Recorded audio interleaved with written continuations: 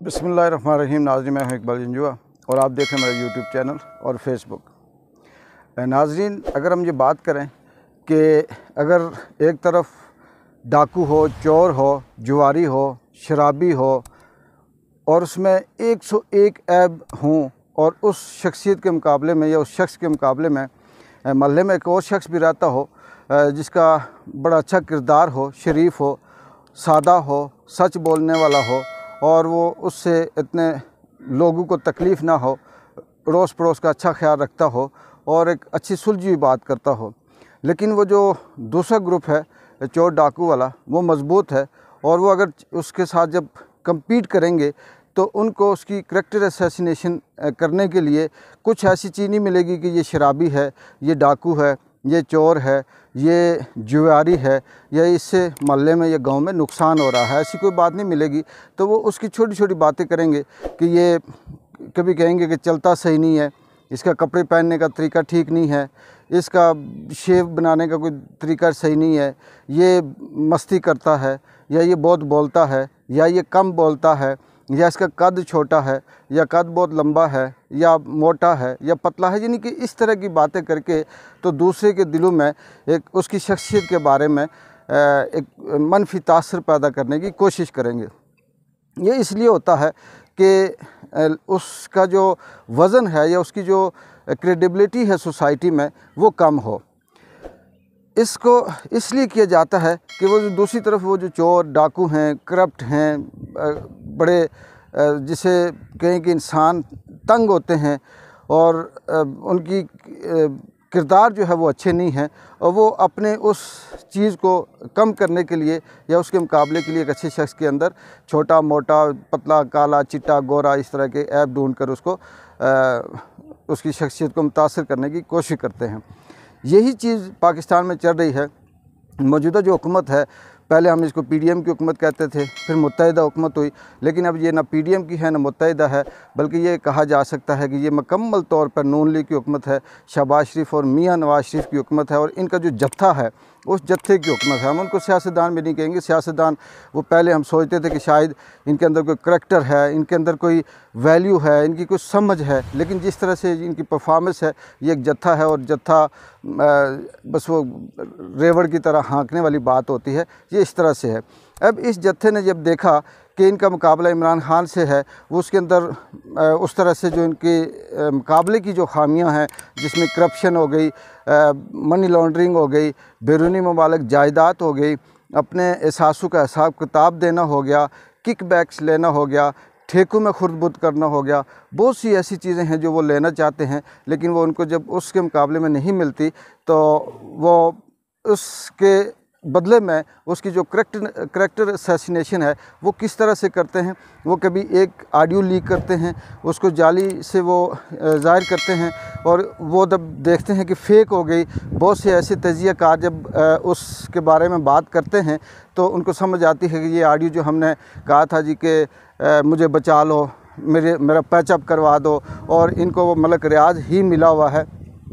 जिसको बार बार ये यूज़ करते हैं और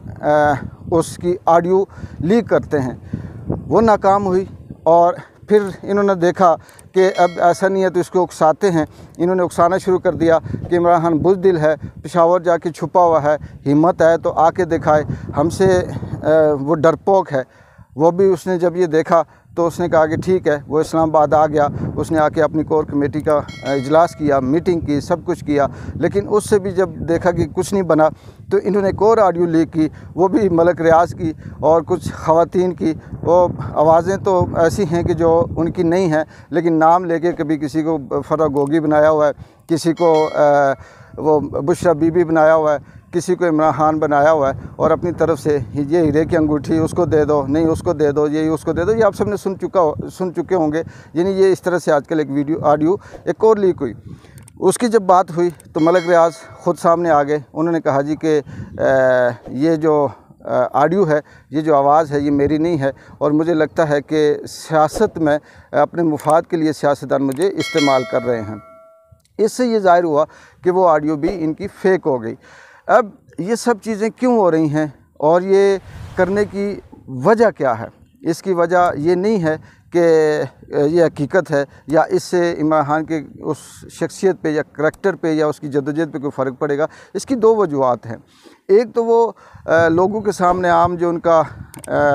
व्यूवर्स है, ये देखने वाला है, सुनने वाला है, या आम आदमी है, उसके दिल में उसकी नफ़रत पैदा करना चाह रहे हैं। और दूसरा जो इनका सबसे बड़ा इसका मिशन है वो ये है कि इस तरह की एक स्टोरी, इस तरह का एक हाइप क्रिएट करके या एक जिसे कहेंगे प्रोपेगेंडा फैला के उन लोगों के दरमियान जो बहस व मुबाहिसा होता है, जो तबसरे होते हैं, उनका रुख चेंज किया जाए। अब रुख कैसे चेंज किया जाए कि अगर ये चीज़ नहीं है, ये इस तरह का प्रोपेगेंडा नहीं है, तो तमाम मीडिया हो गया, मतलब जो इस वक्त इमरान खान या पीटीआई के हक़ में बोलता है, या वो डिजिटल मीडिया वाले हो गए, या वो जो अपना वीलॉग बनाते हैं, या प्राइवेट जो साफ़ी हैं, तजियाकार हैं, वो मुसलसल एक डिस्कस कर रहे होते हैं कि अदम एतमाद की तहरीक आई, गलत आई, ये रजीम चेंज करने का एक सिलसिला है, अमेरिका का हाथ है इसके पीछे IMF का ये मकसद है, IMF पाकिस्तान को डिरेल करना चाहता है, अमेरिका की ये कोशिश है कि पाकिस्तान श्रीलंका या फिर वो चिल्ली वाले उस